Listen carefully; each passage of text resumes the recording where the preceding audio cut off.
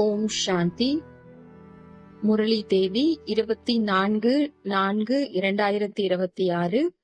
காலை முரளி பாப்தாதா மதுபன். இனிமையான குழந்தைகளே, இப்பொழுது வீட்டிற்கு திரும்பி செல்ல வேண்டும்.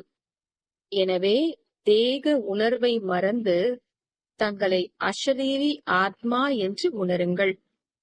அனைத்திலிருந்தும் பற்றை நீக்கிவிடுங்கள். கேள்வி: சங்கம யுகத்தில் குழந்தைகளாகிய நீங்கள் தந்தையிடமிருந்து எந்த ஒரு அறிவை கற்கிறீர்கள்?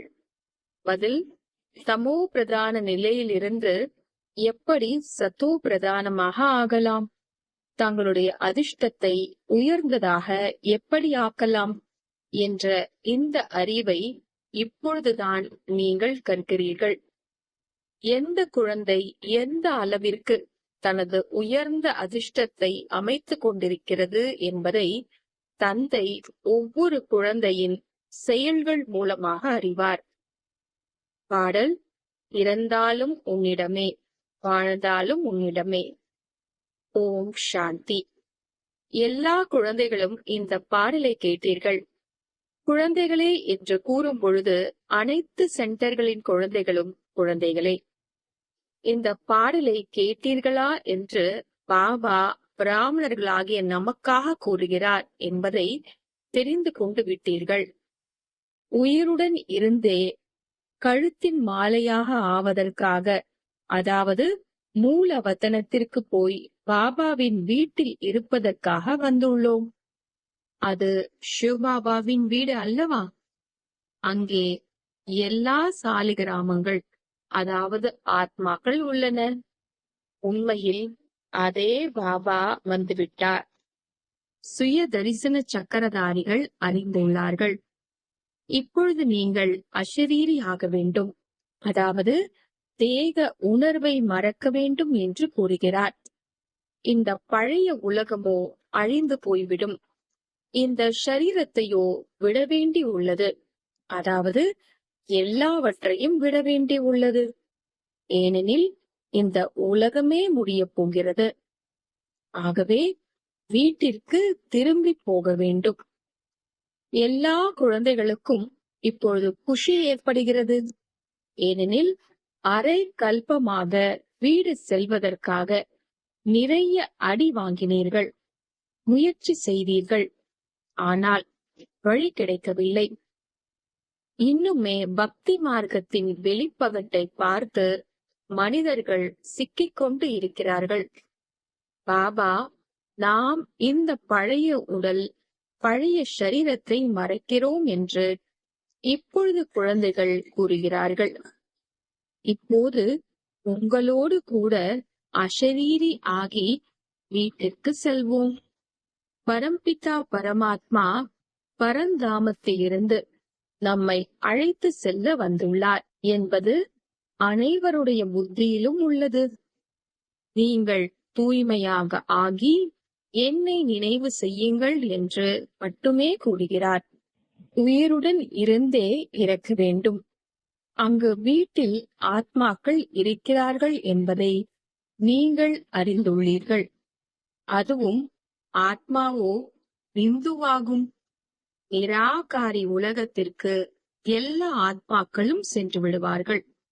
எத்தனை மனிதர்கள் இருக்கிறார்களோ அத்தனை ஆத்மாக்கள் அங்கு இருப்பார்கள். ஆத்மாக்களுக்கு அந்த மகா தத்துவத்தில் எவ்வளவு இடம் தேவைப்படும்? ஷரீரமோ பெரியது, அதற்கு எவ்வளவு இடம் தேவைப்படுகிறது? மற்றபடி ஆத்மாவிற்கு எவ்வளவு இடம் வேண்டும்? ஆத்மாக்களாகிய நாம் எவ்வளவு சிறிய இடத்தை எடுத்துக் கொள்கின்றோம்? மிகவும் குறைவான இடம். குழந்தைகளுக்கு இந்த எல்லா விஷயங்களையும் தந்தை மூலமாக கேட்பதற்கான சௌபாகியம் இப்பொழுதுதான் கிடைக்கிறது. நீங்கள் ஷரீரமின்றி தனியாக வந்தீர்கள் மற்றும் ஷரீரத்தை தரித்து பாகத்தை நடித்தீர்கள் என்பதை தந்தைதான் கூறுகிறார். இப்பொழுது மீண்டும் உயிருடன் இருந்தே இறக்க வேண்டும். அனைத்தையும் மறக்க வேண்டும். தந்தை வந்து இறப்பதற்கு கற்பிக்கின்றார். தனது தந்தையையும் தனது வீட்டையும் நினைவு செய்யுங்கள் என்று கூறுகின்றார். நல்ல முறையில் முயற்சி செய்யுங்கள். யோகத்தில் இருப்பதால் பாவங்கள் அழிந்து போகும். பின்னர் ஆத்மா தமோ பிரதான நிலையிலிருந்து சத்தோ பிரதானமாக ஆகிவிடும். எனவே தந்தை ஆலோசனை தருகிறார். தேகத்தின் அனைத்து சம்பந்தங்களையும் விடுத்து என் ஒருவனை நினைவு செய்யுங்கள் என்று முந்தைய கல்பத்திலும் கூறியிருந்தேன். அனைவருக்கும் ஒரே தந்தை அவரே ஆவார் இல்லையா? நீங்கள் பிரஜாபிதா பிரம்மாவின் முக வம்சாவளி குழந்தைகள் ஆவீர்கள். நீங்கள் ஞானம் பெற்றுக்கொண்டே இருக்கிறீர்கள். சிவனுடைய குழந்தைகளாகவோ இருக்கவே இருக்கிறீர்கள். நாம் பகவானின் குழந்தைகள் ஆவோம் என்ற நிச்சயமோ அனைவருக்கும் உள்ளது. ஆனால் அவருடைய பெயர், ரூபம், தேசம் மற்றும் காலத்தை மறந்த காரணத்தினால் பகவானிடம் யாருக்குமே அந்த அளவு அன்பு இருப்பதில்லை. இப்படி யாரையும் குறை கூறுவதில்லை. இதுவும் நாடகத்தில் பொருந்தி உள்ளது. ஆத்மாவாகிய நீங்கள் எவ்வளவு சிறிய பிந்தி என்பதை தந்தை புரிய வைக்கின்றார். அதில் 84 பிறவிகளின் பாகம் பொருந்தி உள்ளது. எவ்வளவு அதிசயம்! ஆத்மா எப்படி ஷரீரத்தை எடுத்து பாகத்தை நடிக்கிறது? இப்பொழுது உங்களுக்கு எல்லையில்லாத பாகம் பற்றி தெரிய வந்துள்ளது. இந்த ஞானம் வேறு யாருக்கும் இல்லை. நீங்கள் கூட தேக அபிமானியாக இருந்தீர்கள். இப்பொழுது எவ்வளவு மாற்றம் அடைந்துள்ளீர்கள்! இது கூட ஒவ்வொருவரின் அதிர்ஷ்டத்தை பொருந்தியது. முந்தைய கல்பத்தின் அதிர்ஷ்டத்தின் சாட்சாத்காரம் ஆகிக் கொண்டிருக்கிறது. உலகத்தில் எவ்வளவு அதிக மனிதர்கள் உள்ளார்கள்! ஒவ்வொருவருக்கும் அவருக்கென்று பாக்கியம் உள்ளது. எப்படி எப்படி யார் கர்மம் செய்தார்களோ அதற்கேற்ப துக்கம் உடையவர்களாக, சுகமுடையவர்களாக, பணக்காரர்களாக, ஏழைகளாக ஆகின்றார்கள். அவ்வாறு ஆவது ஆத்மா ஆகும். ஆத்மா எப்படி சுகத்தில் வருகிறார், பிறகு துக்கத்தில் வருகிறார் என்பதை தந்தை வந்து புரிய வைக்கின்றார். தமோ பிரதான நிலையிலிருந்து சத்தோ பிரதானமாக ஆவதற்கான அறிவுரையை தந்தை தான் முந்தைய கல்பத்தை போல வந்து புரிய வைக்கின்றார். யார் எந்த அளவு அறிவை பெற்றார்களோ அந்த அளவே இப்பொழுது அடைந்து கொண்டிருக்கின்றார்கள். கடைசியில் ஒவ்வொருவருடைய அதிர்ஷ்டத்தையும் புரிந்து கொண்டு விடுவார்கள். பிறகு கல்ப கல்பமாக இவ்வாறே ஒவ்வொருவருடைய அதிர்ஷ்டம் இருக்கும் என்று கூறுவார்கள். யார் மிகவும் நன்றாக யோகத்துடன் கூடியவராக, ஞானம் நிறைந்தவராக இருப்பாரோ அவர் சேவையும் செய்து கொண்டிருப்பார். படிப்பில் எப்பொழுதும் முன்னேற்றம் ஆகிக் கொண்டே இருக்கும். ஒரு சில குழந்தைகள் சீக்கிரமாக முன்னேற்றம் அடைந்து விடுகிறார்கள். ஒரு சிலர் மிகவும் தலையை கெடுத்துக் கொள்கிறார்கள்.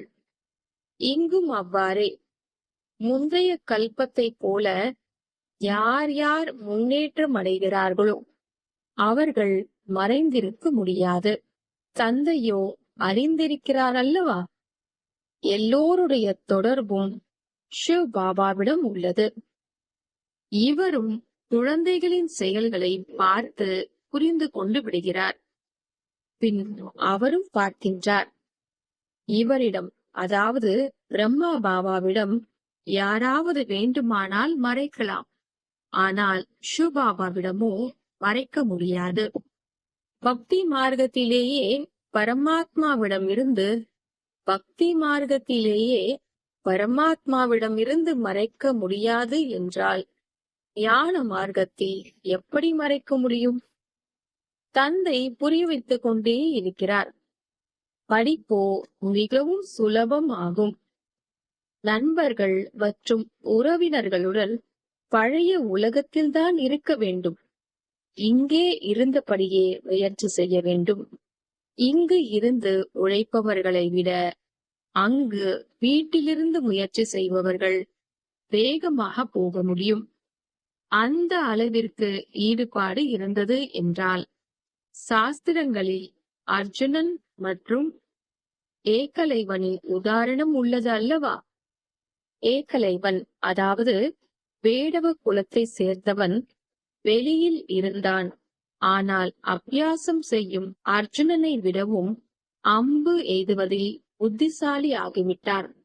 ஆக இல்லறத்தில் இருந்தபடியே தாமரை மலர் போல வாழ வேண்டும். இதிலும் நீங்கள் உதாரணத்தை பார்க்க போகிறீர்கள். இல்லறத்தில் இருந்தபடியே மிகவும் நல்ல சேவை செய்யக்கூடியவர்களாக இருப்பார்கள். அவர்கள் அதிகமாக விருத்தியை அறிந்து கொண்டே இருப்பார்கள். இங்கு இருப்பவர்களையும் மாயை விடுவது இல்லை.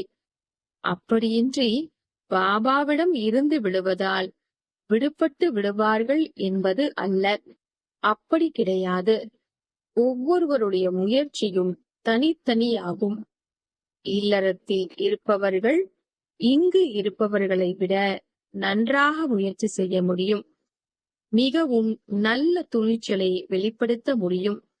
அவர்களைதான் மகாவீர் என்று கூற முடியும். இல்லறத்தில் இருந்து தாமரை மலர் போல் ஆகி காண்பிப்பார்கள். பாபா நீங்களோ விட்டு விட்டீர்கள் என்று கூறுவார்கள். பாபா கூறுகின்றார், நான் எங்கே விட்டேன்? என்னை தான் விட்டுவிட்டு சென்றுள்ளார்கள். பாபாவோ யாரையுமே விட்டுவிட்டு வரவில்லை. வீட்டில் இன்னுமே அதிகமான குழந்தைகள் வந்துவிட்டார்கள். மற்றபடி பாபா கன்னியர்களுக்கு இந்த ஈஸ்வரிய சேவை செய்யுங்கள் என்பார். இவரும் பாபா ஆவார். அவரும் பாபா அதாவது அப்பா ஆவார். குமாரிகளும் நிறைய பேர் வந்தார்கள். ஆனால் நடக்க முடியவில்லை. கன்னியர்கள் பிறகும் நன்றாக இருக்கிறார்கள். ஒரு கன்னிகை 100 பிராமணர்களை விட உத்தமமானவர்கள் என்று கணக்கிடப்படுகிறார். எனவே கன்னிகை என்றால் 21 குலத்திற்கு முன்னேற்றம் செய்வார். ஞான அம்பு எய்துபவர்கள். மற்றபடி யார் இல்லறத்தில் இருக்கிறார்களோ அவர்களும் வீக்கே ஆவார்கள். இனி முன்னால் போக போக அவர்களுடைய பந்தனம் கூட முடிந்து போய்விடும். சேவையோ செய்ய வேண்டியுள்ளது அல்லவா? சேவை செய்யக்கூடிய நிறைய குழந்தைகள் பாப் தாதாவின் இதயத்தில் இடம் பெற்றிருக்கிறார்கள். ஆயிரக்கணக்கானோர்களுக்கு நன்மை செய்து கொண்டிருக்கிறார்கள். எனவே அப்பேற்பட்ட சேவை செய்யும் குழந்தைகளுக்கு ஆசீர்வாதம் கூட வந்து கொண்டே இருக்கும். அவர்கள் இதயத்தில் இடம் பெற்றிருப்பார்கள். யார் இதயத்தில் இருக்கிறார்களோ அவர்களை சிம்மாசனத்தில் அமருவார்கள். தங்களுக்குள் ஒன்று சேர்ந்து அனைவருக்கும் வழி காண்பிப்பதற்கான யுக்தியை இயற்றிக் கொண்டே இருங்கள் என்று பாபா கூறுகின்றார். படங்கள் கூட புதியதாய் தயாராகிக் கொண்டே இருக்கின்றன. இவை அனைத்தும் நடைமுறை விஷயங்கள் ஆகும். பரம்பிதா பரமாத்மா நிராகாரமானவர் ஆவார். அவரும் பிந்து ஆவார் என்பதை இப்பொழுது நீங்கள் புரிய வைக்கிறீர்கள். ஆனால் அவர் ஞான கடல் பதீத பாவனர் ஆவார். ஆத்மாவும் பிந்து ஆகும். குழந்தை பிறகும் பெரியவராக ஆகிறார். தந்தை மற்றும் குழந்தைகளிடையே வித்தியாசமோ இருக்கும் அல்லவா? இன்றைய காலத்திலோ 15-16 வருடத்தினர் கூட தந்தையாக ஆகிவிடுகிறார்கள். அப்பொழுதும் கூட குழந்தை அவரை விட சிறியதாக தான் இருப்பார் இல்லையா? இங்கு ஆச்சரியத்தை பாருங்கள். தந்தை ஆத்மா, குழந்தையும் ஆத்மா. அவர் சுப்ரீம் ஆத்மா, ஞானம் நிறைந்தவர், நாலேஜ்ஃபுல் ஆவார். மற்றபடி அனைவரும் தங்கள் படிப்பிற்கேற்ப தாழ்ந்த அல்லது உயர்ந்த பதவியை அடைகிறார்கள். எல்லாமே படிப்பை பொறுத்ததுதான். நல்ல கர்மம் செய்ததால் உயர்ந்த பதவி அடைந்து விடுகிறார்கள். இப்பொழுது குழந்தைகளாகிய உங்களிடம் சிருஷ்டியின் முதல் இடை கடை பற்றிய ஞானம் உள்ளது. ஸ்வர்க்கத்தில் பாரதம் மட்டுமே இருந்தது, வேறு எந்த கண்டமும் இருக்கவில்லை. எனவே சிறிய புது இந்தியாவில் நமது ஸ்வர்க்கத்தை காண்பிக்க வேண்டும். எப்படி? துவாரகை என்ற பெயர் அல்ல, லக்ஷ்மி நாராயணனின் பரம்பரையினுடைய ராஜ்யம் என்று எழுத வேண்டும். சத்யுகத்தில் முதலில் தேவதா பரம்பரையினுடைய ராஜ்யம் இருந்தது என்று புத்தியும் கூறுகிறது. அவர்களுடைய கிராமங்கள் இருக்கும், சிறு சிறு இலாக்காக்கள் இருக்கும். இதுவும் சிந்தனை கடலை கடைவது ஆகும். கூடவே சுபாபாவிடம் புத்தியின் யோகத்தையும் இணைக்க வேண்டும். நாம் நினைவினால்தான் அரசாட்சி பெறுகிறோம். நினைவினால்தான் துரு நீங்குகிறது. இதில்தான் முழு உழைப்பு தேவை. அநேகருடைய புத்தி வெளியில் மோதிக்கொண்டே இருக்கிறது. எங்கு அமர்ந்திருந்தாலும் கூட முழு நேரமும் நினைவில் இருக்க முடிவதில்லை. புத்தி வேறு பக்கம் சென்று விடுகிறது. பக்தி மார்க்கத்தில் கூட அவ்வாறு ஆகிறது. ஸ்ரீ கிருஷ்ணரின் பக்தி செய்து செய்து புத்தி வேறு பக்கம் சென்று விடுகிறது. நௌதா பக்தி, அதாவது தீவிர பக்தி செய்பவர்கள் தரிசனத்திற்காக மிகவும் முயற்சி செய்கிறார்கள்.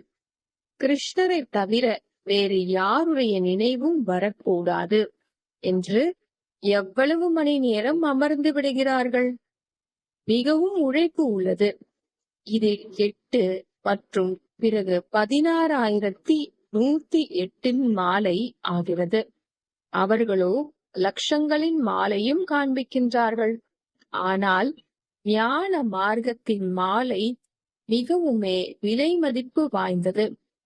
பக்தி மார்க்கத்தினுடையது மலிவானது. ஏனெனில் இதில் ஆன்மீக உழைப்பு வேண்டும். கிருஷ்ணரை பார்த்து மகிழ்ச்சியுடன் நடனமாடுகிறார்கள். பக்தி மற்றும் ஞானத்திற்கு இடையே இரவு பகலுக்கான வித்தியாசம் உள்ளது.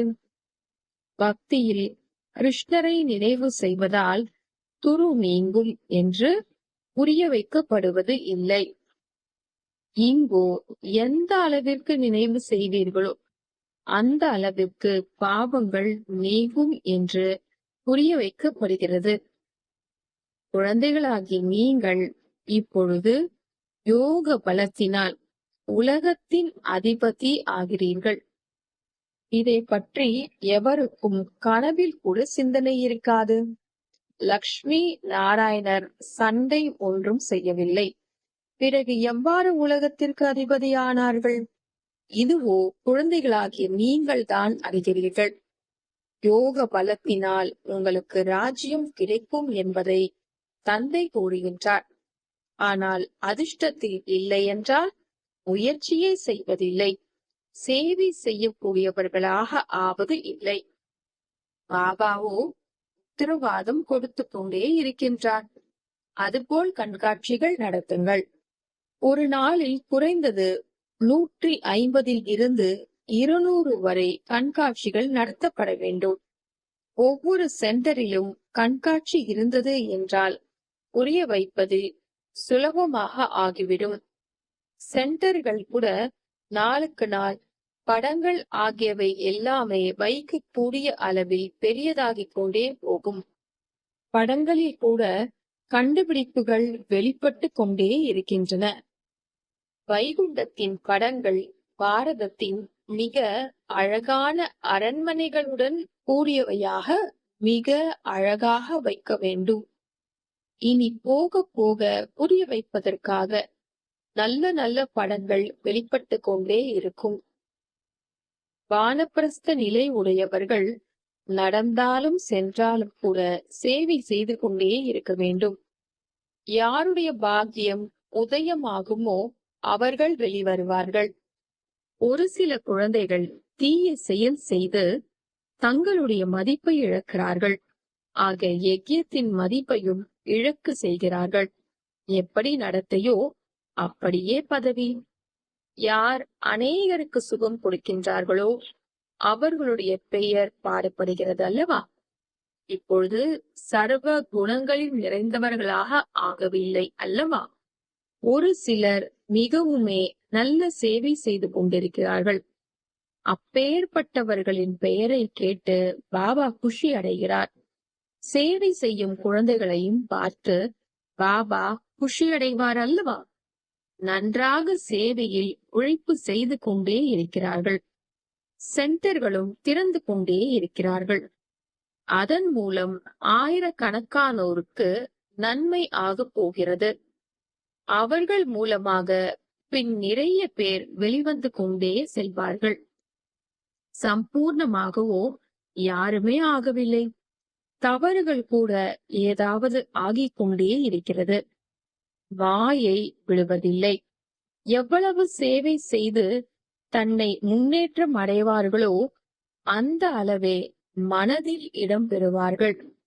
அந்த அளவிற்கே உயர்ந்த பதவி அடைவார்கள். பிறகு கல்ப கல்பமாக அவ்வாறே பதவியாகும். சுபாபாவிடமிருந்தோ யாருமே மறைந்திருக்க முடியாது. கடைசியில் ஒவ்வொருவருக்கும் தங்களுடைய கர்மங்களின் சாட்சாத்காரங்கள் ஆகும். பிறகு என்ன செய்ய வேண்டும்? விசும்பி விசும்பி அழ வேண்டி வரும். எனவே கடைசியில் தண்டனைக்குள்ளாகும் வகையில் பச்சாதாபப்பட வேண்டி வரும். எனவே கடைசியில் தண்டனைக்குள்ளாகும் வகையில் பச்சாதாபப்பட வேண்டி வரும் வகையில் அப்பேற்பட்ட எந்த செயலையும் செய்யாதீர்கள் என்று பாபா புரிய வைத்துக் கொண்டே இருக்கின்றார். ஆனால் எவ்வளவுதான் புரிய வைத்தாலும் அதிர்ஷ்டத்தில் இல்லை என்றால் முயற்சியும் செய்வதே இல்லை. தற்காலத்தினுடைய மனிதர்களோ தந்தையை அறியாமலேயே உள்ளார்கள். பகவானை நினைவு செய்கிறார்கள். ஆனால் எல்லை இல்லாத தந்தையிடம் இருந்து உங்களுக்கு சத்யுக சுய ராஜ்யத்தின் ஆஸ்தி ஒரு நொடியில் கிடைக்கிறது. சிவபாபாவின் பெயரையோ எல்லோரும் விரும்புகிறார்கள் அல்லவா? அந்த எல்லையில்லாத தந்தையிடமிருந்து ஸ்வர்க்கத்தின் ஆஸ்தி கிடைத்துக் கொண்டே இருக்கிறது என்று குழந்தைகள் அறிவார்கள். நல்லது. இனிமையிலும் இனிமையான காணாமல் போய் வெகு காலம் கழித்து கண்டெடுக்கப்பட்ட செல்லமான குழந்தைகளுக்கு தாயும் தந்தையும் ஆகிய வாப்தாதாவின் அன்பு நினைவுகள் மற்றும் காலை வணக்கம். ஆன்மீக குழந்தைகளுக்கு ஆன்மீக தந்தையின் நமஸ்தே. ஆன்மீக தந்தைக்கு ஆன்மீக குழந்தைகளின் நமஸ்தே. தாரணைக்கான முக்கிய சாரம். முதலாவது, தங்களது நடத்தையினால் தந்தையினுடைய அல்லது யஜ்யத்தின் பெயரை புகழடைய செய்ய வேண்டும். தந்தையினுடைய மதிப்பு போய்விடும் அளவிற்கு அப்பேற்பட்ட எந்த செயலையும் செய்யக்கூடாது. சேவையினால் தங்களுடைய பாக்கியத்தை தாங்களே அமைத்துக் கொள்ள வேண்டும். இரண்டாவது, தந்தைக்கு சமமாக நன்மை செய்பவராக ஆகி அனைவருடைய ஆசிகளை பெற்று முன்னாள் நம்பர் பெற வேண்டும். இல்லற விவகாரங்களில் இருந்தபடியே தாமரை மலர் போல இருப்பதற்கான நல்ல துணிவை வெளிப்படுத்த வேண்டும். வரதானம். சத்தோ பிரதான ஸ்திதியில் நிலைத்திருந்து சதா சுகம் சாந்தியின் அனுபவம் செய்யக்கூடிய இரட்டை அஹிம்சாவாதி ஆகுக. சத்தோ பிரதான ஸ்திதியில் நிலைத்திருந்து சதா சுகம் சாந்தியின் அனுபவம் செய்யக்கூடிய இரட்டை அஹிம்சாவாதி ஆகுக. விளக்கம். சதா தனது சத்தோ பிரதான சம்ஸ்காரத்தில் நிலைத்திருந்து சுகம் சாந்தியின் அனுபவம் செய்ய வேண்டும். இதுதான் உண்மையான அகிம்சையாகும். இம்சை என்றால் இதன் மூலம் துக்கம் அசாந்தி கொடுப்பதாகும். எனவே சோதனை செய்யுங்கள். முழு நாளும் எந்த விதமான இம்சையும் செய்யவில்லை தானே? ஒரு வார்த்தையின் மூலம் ஒருவரது ஸ்திதியை குழப்பி விட்டீர்கள் எனில் இதுவும் இம்சையாகும். தனது சதோ பிரதான சம்ஸ்காரங்களை உள்ளே அழுத்தி பிற சம்ஸ்காரங்களை நடைமுறையில் கொண்டு வந்தால் இதுவும் இம்சையாகும். எனவே ஆழமாக சென்று மகான் ஆத்மா என்ற நினைவிலிருந்து இரட்டை அகிம்சாவாதி ஆகுங்கள். ஸ்லோகன்: சத்தியத்தில் பொய் கலப்படம் ஆனால் குஷி மறைந்து விடுகிறது. அவ்யக்த இஷாரா: மகானாவதற்கு இனிமை மற்றும் பணிவு என்ற குணங்களை தாரணை செய்யுங்கள். தங்களது ஒவ்வொரு வார்த்தையும் அலௌகிகமாக இருக்க வேண்டும். பரிஷ்டா போன்று இருக்க வேண்டும். ஒவ்வொரு வார்த்தையும் இனிமையாக இருக்க வேண்டும். இந்த விஷயத்தில் இப்பொழுது அடிக்கோடு இடுங்கள். அப்போதுதான் பிரத்யக்ஷதா ஏற்படும். ஏனெனில் இன்று வரை வார்த்தைகளின் சக்தி வீணாகிக் கொண்டிருக்கிறது. ஆகையால் வார்த்தையினால் தந்தையை வெளிப்படுத்தும் சக்தி அல்லது கூர்மை எவ்வளவு இருக்க வேண்டுமோ அது குறைவாக இருக்கிறது. வார்த்தைகளை வீணானவைகளில் இருந்து பாதுகாப்பு செய்யுங்கள். அப்போதுதான் தந்தையை வெளிப்படுத்தும் ஓசை தீவிரமாகும். ஓம் சாந்தி.